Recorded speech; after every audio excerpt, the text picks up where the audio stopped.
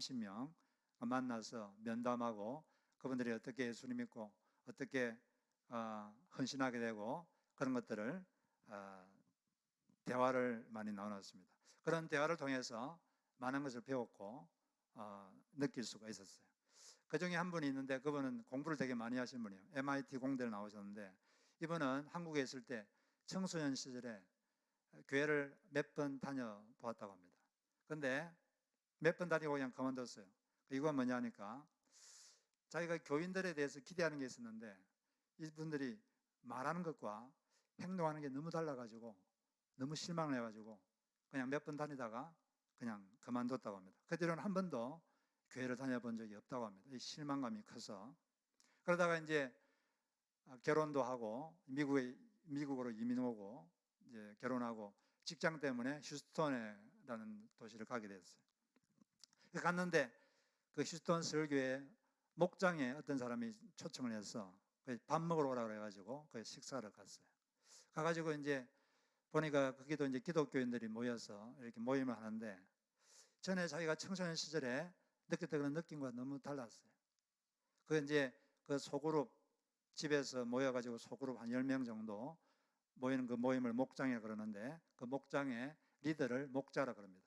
그 목자, 그리고 아내를 목녀 이렇게 말하는데 그 목자, 목녀들이 삶을 보니까 물론 이 사람들이 부족한 게 있고 약점이 있는데 솔직하게 자기의 그 약점 이런 것들을 다 드러내고 모여서 다 자기를 드러내는 그런 걸 보고 깜짝 놀랐어요. 어떻게 저렇게 자기 약점을 드러내나.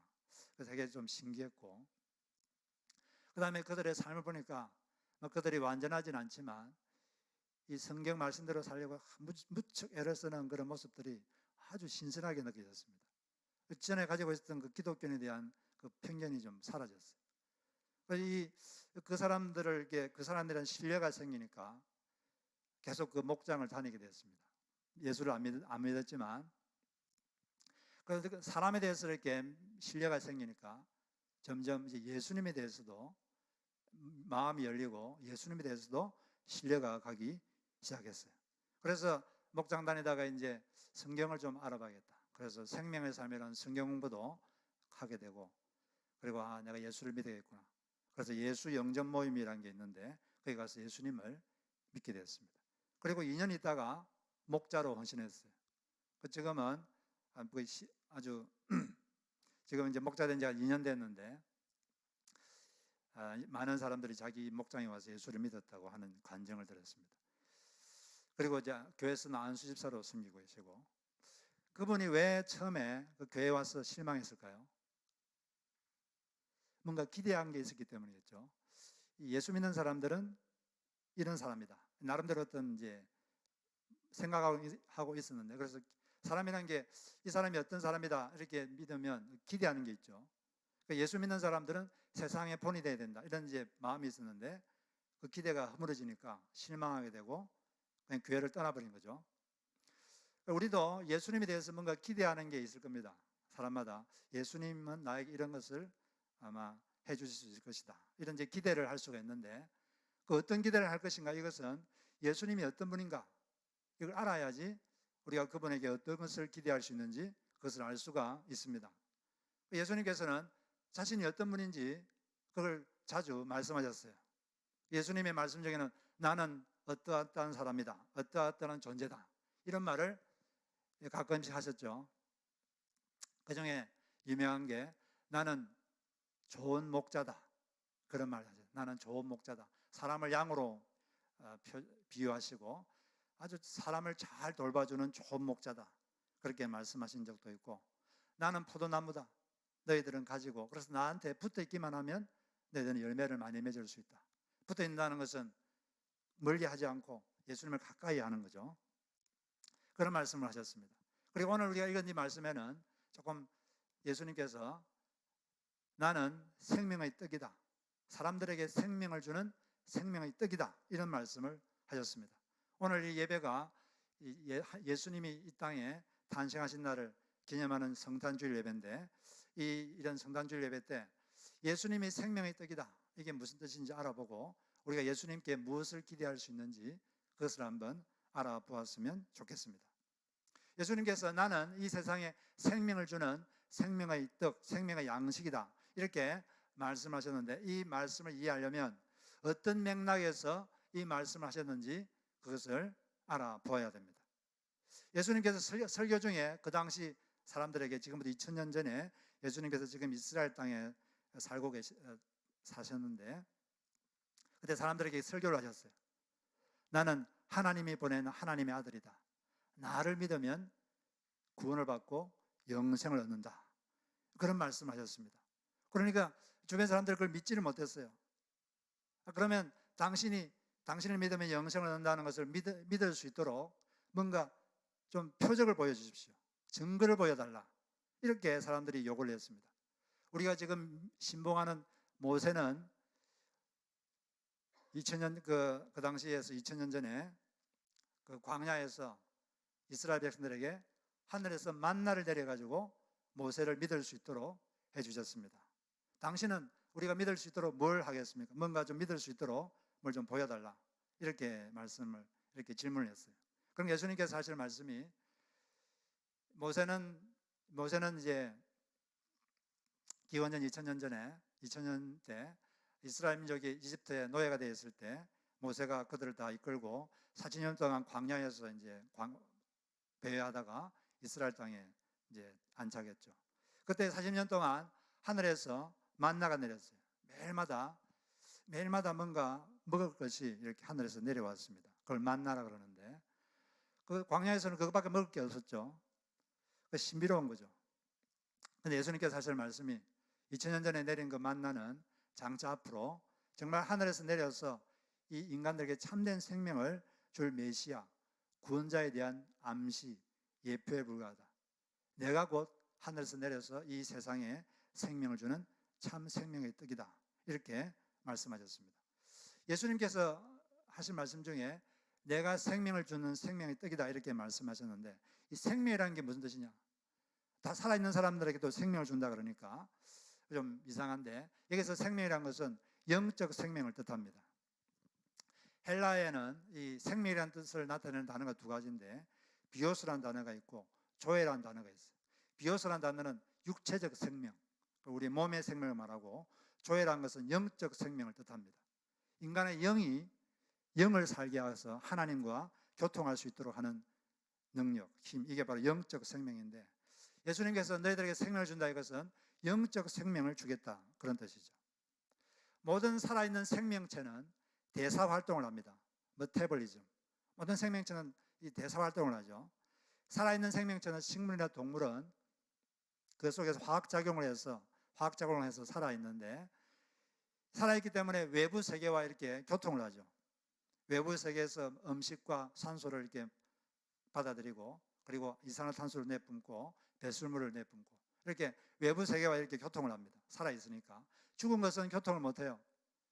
마찬가지로 영적으로도 죽어있는 존재가 있고 살아있는 존재가 있는데, 영적으로 살아있는 존재는 영적 세계, 이 세상을 만드신 하나님과 교통을 합니다. 하나님과 교통을 하고 교류를 하고 소통을 하게 돼요. 그런데 영적으로 죽은 사람은 소통이 안 되죠. 그러니까 영적으로 죽어있는 사람을 살리기 위해서 주님께서 오셨다고 이렇게 말씀을 한 것입니다. 예수님께서 이 땅에 오신 것은 예수를 믿으면 하나님과 다시 관계를 맺게 되는데, 그런 영적 생명을 주기 위해서 오셨다고 이렇게 말씀을 하셨어요. 그런데 이 참된 하나님을 모르는 사람들은 다른 방법으로 생명을 얻으려고, 구원을 받으려고 애를 씁니다. 제가 어떤 영상을 봤는데, 그 영상에 보니까 티벳 사람들에 대한 영상인데, 티벳의 어떤 마을에 한 20대, 30대 된 아주 건장한 3명의 청년이 있었어요. 이 청년들이 자기 고향에서 티벳의 수도인 라사까지 거리가 약 2100km 됩니다. 그러니까 마일로 하면 약 1300마일 되는 거죠. 이 1300마일을 그냥 걸어가는 게 아니라 절을 하면서 갑니다. 절을 하는데 그냥 절하는 게 아니라 손과 발, 머리, 온몸을 바닥에, 땅에 대면서 이렇게 절을 해요. 오체 투지자 그러죠. 그런데 한번 절하고 일어나가지고 5걸음 걷고 다시 온몸을 땅에다가 이렇게 엎드려서 절하고, 그렇게 해가지고 2100km를 가요. 1300마일. 하루에 약 6km를 갈 수 있다고 합니다. 하루에 4마일 정도밖에 가지를 못해요. 사실 이걸 해보면 너무나 힘들어요. 그걸 하고 나면 온몸이 만신창이가 됩니다. 그렇게 하루 6km씩 약 4마일씩 약 1300마일을 간 다음에 거기 그 라사나 수도에 가면 사원이 있는데 그 사원에 그 부처상이 있어요. 불상. 그 불상에게 10만 번 절을 합니다. 10만 번. 그것도 그냥 절이 아니라 온몸을 땅에 대고 절을 해요. 그러면 이제 순례가 끝이 납니다. 그래서 왜 그렇게 하느냐 물어보니까 죽은 다음에 다시 사람으로 태어나려고 그렇게 한다는 거예요.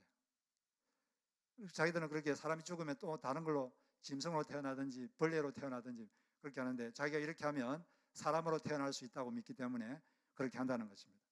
그 나름대로 자기가 이 일을 하는 것은 자기 인생에서 가장 가치 있는 일이다. 이렇게 믿고 좀 목숨을 무릅쓰고 1300마일을 그렇게 고행을 합니다. 왜 그렇게 하죠? 생명을 얻으려고, 영적 생명, 구원을 받으려고, 죽은 다음에 천국에 가려고 그렇게 하는 거죠. 그러나 그런 방법으로 구원 얻는 게 아니라 예수님께서 분명히 말씀하시기를 예수를 믿을 때 구원을 받는다. 그때 비로소 영적 생명을 얻게 된다. 이렇게 말씀하셨습니다. 여기 여러분들 중에는 예수를 믿는 사람도 있고 안 믿는 사람도 있을 텐데 예수를 믿어서 살아계신 하나님, 이 천지를 창조하신 그분과 관계를 맺으시기 바랍니다. 구원을 받으시기 바랍니다. 그리고 이 생명이란 말은 생명력이란 의미가 있습니다. 생명력. 예수님께서 이 땅에 오신 건 우리에게 생명력이 넘치는 삶, 생기가 넘치는 삶을 살도록 하기 위해서 오신 것입니다. 오늘 35절을 보니까 나는 생명의 떡이니 내게 오는 자는 결코 줄이지 아니할 터요 나를 믿는 자는 영원히 목마르지 않을 것이다. 이렇게 말씀했어요. 예수를 믿으면 절대로 굶주리지 않고 목마르지 않는다. 이렇게 말했는데 여기서 굶주린다, 목마르다 이 말은 먹을 게 없어가지고 굶주린다, 물이 없어 목마르다 이런 뜻이 아니라 영적인 목마름, 내면의 목마름, 내면의 고통 이런 걸 말하는 거예요. 물론 주님께서는 우리의 몸도 돌보시기 때문에 예수님은 이 땅에 계실 때 병든 사람들을 많이 고쳐주셨죠. 그리고 굶주린 사람들을 먹여주셨습니다. 그걸 중요하게 생각하시고 그렇게 하시지만 이 말씀에서는 영적인 목마름, 내적인 갈망, 갈증 이런 것들을 예수를 믿으면 채워준다는 것이죠. 그러니까 예수를 믿으면 내적 부족함이 없다. 그런 뜻인데 근데 정말 그렇습니까 여러분? 여러분도 예수를 믿는다고 하시는데 여러분 예수 믿고 사는 게 행복하고 기쁩니까? 네, 할렐루야. 여기 아멘이 크게 터지고 다른 데는 별로 아멘이 안 터지는데 실제로 많은 그리스도들 보면 그렇게 신앙생활이 그렇게 막 즐겁고 그런 사람이 그렇게 많지 않은 것 같아요. 막 열심히 교회 생활하면서도 마음이 이렇게 답답한 것이 갖고 있고 그런 사람들이 좀 있는 것 같습니다. 그러면 왜 그럴까요? 예수님은 나를 믿는 자는 목마르지 않는다고 그랬는데 왜 이렇게 목이 마르고 환경이 좀 힘들어지면 고통스럽고 우울해지고 슬퍼지고 괴롭고 왜 그럴까요? 여기에 이 말씀을 잘 뜯어보면 그 답이 있습니다. 여기 보면 내게 오는 자는 목마르지 않을 것이요 나를 믿는 자는 목마르지 않는다 이렇게 말했어요. 문제는 뭐냐면 주님께 제대로 오질 않기 때문이고 주님을 정말로 믿지를 않기 때문입니다. 교회를 오래 다니지만 정말로 마음에 그분을 신뢰하지 않고 정말 믿지를 않기 때문에 마음에 끊임없이 목마름이 있고 슬픔이 있고 우울해지고 그런 것입니다. 우리는 먼저 주님께 제대로 와야 돼요. 주님과 예수님과 소통을 해야 됩니다. 그분과 기도를 통해서 대화도 하고 말씀도 듣고 그렇게 해야지 그분의 생명력이 우리에게 들어와서 우리 마음에 그런 영적인 기쁨이 있고 환경과 상관없는 그런 기쁨이 있을 수 있는 거예요. 그런데 그런 소통이 없으면 예수를 믿는다 그래도 그 행복의 이유, 기쁨의 이유는 믿지 않는 사람들과 똑같습니다. 보통 하나님을 모르는 사람들의 행복의 이유는 무엇입니까? 행복의 근거. 그것은 자기가 원하는 것이 되면 기쁘고 행복해요. 그런데 자기가 원하는 것이 안 되면 괴롭습니다. 우울해지고 그 심해지면 우울증에 걸리고 그렇습니다. 그런데 예수를 믿는다 그래도 이렇게 주님과 올바로 소통이 안 되면 안 믿는 사람과 똑같은 그런 삶을 살 수밖에 없는 것입니다. 이 가정교회에서는 목자, 목녀로 헌신할 때 서약을 하는데 그 어떤 서약을 하냐면 일주일에 4일 이상 하루에 20분 이상씩 기도하는 시간을 갖겠습니다. 그리고 또 일주일에 4일 이상 하루에 3장의 성경을 읽든지 또 큐티를 하든지 그렇게 하겠습니다. 이렇게 서약을 해요. 제가 젊은 시절에 다니던 교회는 평신도는 하루에 1시간 기도해야 된다 이렇게 들었는데 여기서는 20분입니다. 그런데 20분 기도하는 것도 사실 그 풀타임으로 일하는 사람에게는 쉽지가 않다는 걸 여러분 아실 것입니다. 바쁘기 때문에 이것도 쉽지가 않아요. 그렇지만 이렇게 하나님과 이렇게 소통이 안 되면 그 하나님이 주고 싶은 생명력이 우리에게 전수가 안 되는 것입니다. 그리고 또 믿는다 그러면서도 생명력 없이 이렇게 풀이 주고 살고 우울해지고 그런 것들은 예수님을 정말로 믿지를 않기 때문이에요. 주님은 나를 믿는 자는 목마르지 않는다 그랬는데 예수님을 믿지를 않는 거죠. 사람이라는 게 믿는 구석이 있으면 어려운 일이 있어도 마음이 든든합니다. 여러분 만약 통장에 한 1,000만 달러 있으면 여러분 무슨 일이 생겼다고 막 괴롭고 그러겠어요? 별로 그러지 않을 거예요. 1,000만 불 있으면 무슨 일이 생기면 어때? 돈으로 해결하면 되지. 이런 생각이 있어서 그렇게 어떤 어려운 일이 생겼다고 막 괴로워하거나 막 우울해하거나 그러지 않을 거예요. 그런데 통장에 하나님이 적립되어 있으면 어떻습니까? 하나님이 더 크다고 생각하면 정말 예수를 믿는다면 어려움이 생겨도 마음이 흔들리지 않고 그럴 텐데 돈이 100만 달러 있으면 마음이 든든한데 예수를 믿으면 별로 든든하지 않는다면 그것은 우리 마음속에 진짜 믿음이 없기 때문인 것입니다. 그러면 상황이 좀 힘들어지면 금세 바람에 낙엽이 흔들리듯이 마음이 요동치는 거예요. 36절에 보면 그러나 내가 너에게 이르기를 너희는 나를 보고도 믿지 아니하는도다 하였느니라. 믿는 자는 목마르지 않는다 이렇게 말하고 바로 그 다음 구절에서 그러나 너희는 나를 보고도 믿지 않는다. 그래서 너희들에게는 고통이 있는 것이다. 우리가 마음이 흔들릴 때 이때 바로 예수님의 말씀을 붙잡아야 됩니다. 그럴 때 마음이 안정이 되는 거예요. 저는 마음이 어두워지고 흔들리면 그때 자주 하는 것이 저는 시편 23편을 암송합니다. 그러면 많은 경우에 마음이 다시 제자리로 돌아오는 것을 많이 경험할 때가 많아요. 이 시편 23편 여호와는 나의 목자시니 내게 부족함이 없으리로다. 그가 나를 푸른 풀밭에 누이시며 실만한 물가로 인도하시는도다. 내 영혼을 소생시키시고 자기 이름을 위하여 의의 길로 인도하시는도다. 내가 사망의 엄침한 골짜기로 다닐지라도 해를 두려워하지 않는 이유는 주님께서 나와 함께 하시기 때문이라. 주님의 지팡이와 막대기가 나를 안위하시나이다. 보살핀다 이 말이죠. 주님께서 내 원수의 목전에서 내게 상을 차려주시고 기름을 내 머리에 부으셨으니 내 잔이 넘치나이다. 내 평생에 선하심과 인자하심이 반드시 나를 따르리니 내가 여호와의 집에 영원히 살리로다. 여러분 마음속에 흔들리고 그러면 내가 정말 주님을 믿고 있는가? 정말 신뢰하고 있는가? 그걸 질문해 보시기 바랍니다. 그러면은 어려운 상황에서도 시시각각 변하는 이런 상황에 따라서 일이 일비하지 않고 마음속에 깊은 평안을 가질 수가 있을 것입니다. 파도가 높이 치는 바다도 밑에 내려가면 되게 잔잔합니다. 그것처럼 마음 깊은 곳에 정말 예수님이 나의 좋은 목자이시다. 그분은 지금도 나의 삶을 인도하고 계시고 엄침한 골짜기를 다닐지라도 함께 하신다. 이걸 믿는다면 마음속 깊은 곳에 잔잔한 평안이 있을 줄로 믿습니다.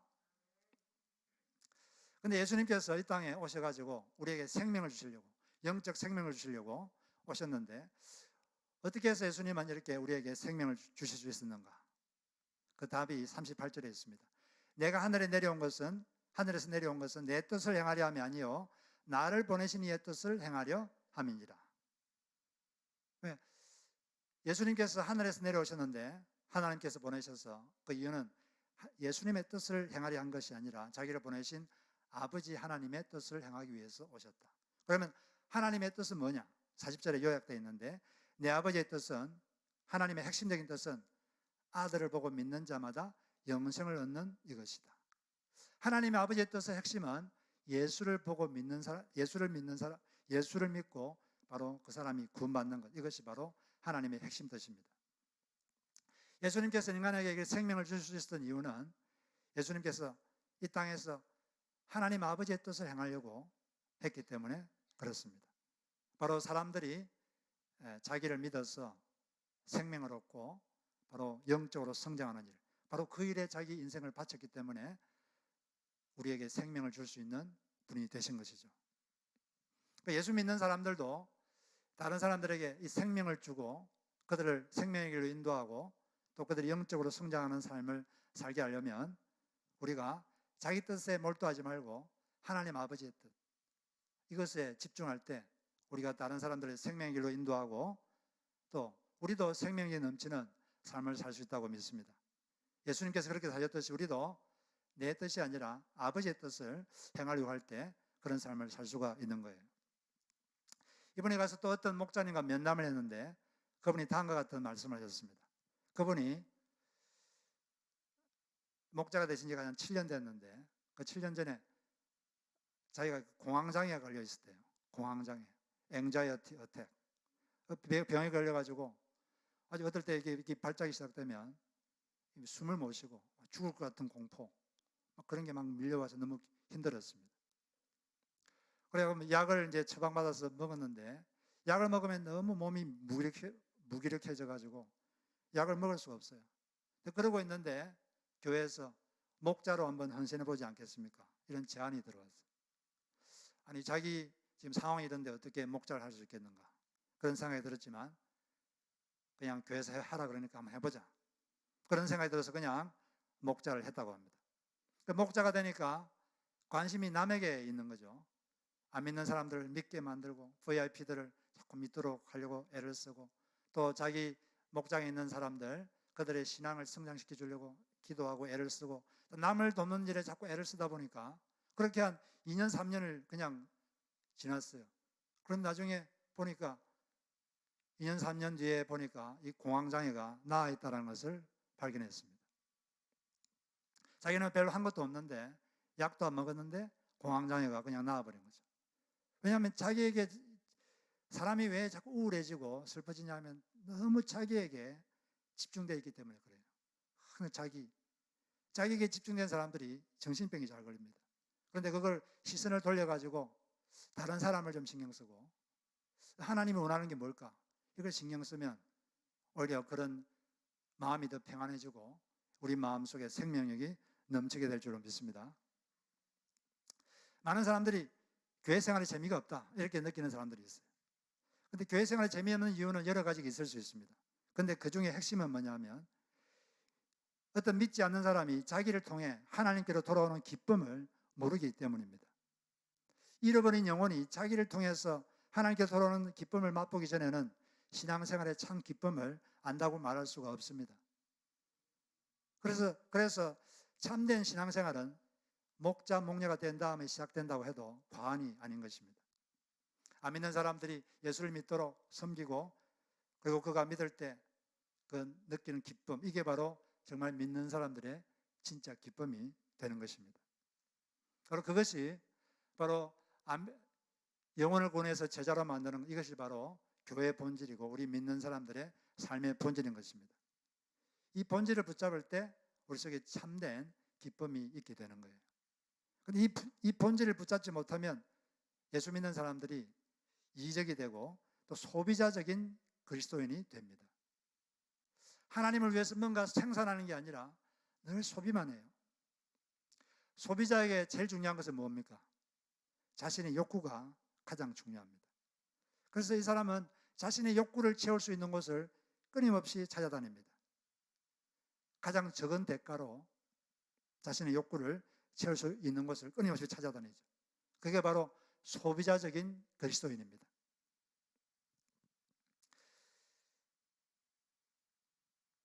그런 사람은 교회가 자기에게 어떤 도움이 되나 이걸 계속 생각하다가 별로 도움이 안 되거나 희생을 요구하면 서슴지 않고 교회를 떠날 수도 있습니다.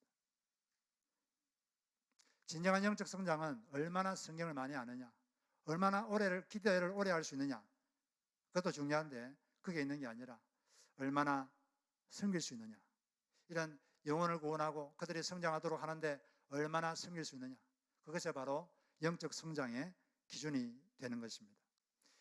예수님께서 이 성찬절 이 땅에 이 지구에 발을 디딘 이유는 바로 섬기기 위한 것입니다. 1969년도에 두 사람이 달 위에 땅을 디뎠죠. 놀라운 사건입니다. 그 당시 한 2억 되는 사람들이 TV를 보면서 최초로 인간이 달 위에 발을 디디는 걸 봤어요. 근데 그것도 되게 중요한 사건이었는데 더 중요한 사건은 예수님이, 하나님이신 예수님이 2000년 전에 이 지구에 발을 디딘 사건입니다. 왜 그렇게 발을 디뎠습니까? 바로 이렇게 영혼들을 구원해서 그들이 영적으로 성장하는 이 일을 하도록 하기 위해서 발을 디딘 것입니다. 우리가 예수님처럼 이처럼 예수님과 똑같은 꿈을 가지고 산다면 우리 속에 참된 기쁨이 있을 줄로 믿습니다. 영혼을 구원해서 그들이 영적으로 성장하도록 돕는 것, 이것이 바로 본질입니다. 이 본질을 붙잡는 성도, 이 본질을 붙잡는 교회가 되기를 간절히 바랍니다. 제가 개인적으로 좋아하고 잘 알고 있는 어떤 목사님이 있는데 이 목사님의 경험이 저의 마음과 비슷하기 때문에 그걸 같이 한번 나눴으면 좋겠어요. 이분은 캐나다 토론토 지역에서 교회를 창립했습니다. 근데 이분은 교회를 이렇게 창립한 다음에도 특별한 이렇게 목회의 비전이 없었어요. 비전이라는 게 무엇에 집중할 것인가, 그런 게 별로 없었다는 거죠. 남들이 물어봐도 할 말이 없었어요. 그래서 어느 날 하나님께 기도했습니다. 하나님, 제게도 비전을 좀 주십시오. 그렇게 기도를 했어요. 기도를 하고 한 일주일 좀 지났는데 새벽 기도를 한 다음에 차를 몰고 고속도로에 들어갔습니다. 근데 고속도로가 꽉 막혀 있어요. 앞을 보니까 100m 앞에 어떤 할머니하고 두 살쯤 돼 보이는 남자애가 손을 잡고 고속도로 길을 걷고 있어요. 비를 맞으면서. 근데 그걸 도와주려고 어떤 사람이 이제 그 할머니하고 대화를 하는 바람에 차가 막힌 것입니다. 근데 그 할머니를 가만히 보니까 한국 할머니예요. 그래서 자기가 앞으로 가가지고 가니까 그 운전자가 말했어요. 같은 나라 사람입니까? 그러면 좀 도와주십시오. 그래서 대화를 했어요. 알고 보니 그 할머니는 러시아 교포였습니다. 러시아에서 오셨는데 일주일 전에 오셨는데 그 딸이 아기를 낳아가지고 둘째 아기를 낳아가지고 아기를 봐주러 오셨어요. 그런데 이제 아침에 7시쯤에 산책하러 나갔습니다.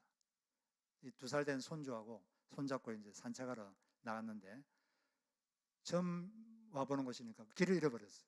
산책하다가 길을 잃어가지고 아침 7시에 나갔는데 그때가 9시였는데 2시간 동안 헤매고 있는 거예요. 그리고 8시부터 비가 와가지고 1시간 동안 비를 쫄쫄 맞으면서 고속도로에 들어가가지고 고속도로를 가고 있는 거예요. 위험하게. 그래서 할머니한테 어떻게 주소를 아십니까? 주소를 모른대요. 그러면 혹시 전화번호 아십니까? 전화번호도 모른대요. 그럼 혹시 교회 다니십니까? 교회 다닌대요. 그래서 그럼 지난주 주일날 다닌 교회가 어떤 교회인지 한번 주변 환경을 좀 설명해 보라고. 그렇게 해가지고 겨우 그 교회를 찾아갔습니다. 그 교회를 찾아가지고 교회에서 이제 알아가지고 그 할머니 집으로 같이 차를 타고 갔어요. 집에 가니까 그 집에 그 딸하고 사이가 실종신고를 하고 이제 아이를 찾으려고 막 나가려고 할 때 그때 들어왔어요.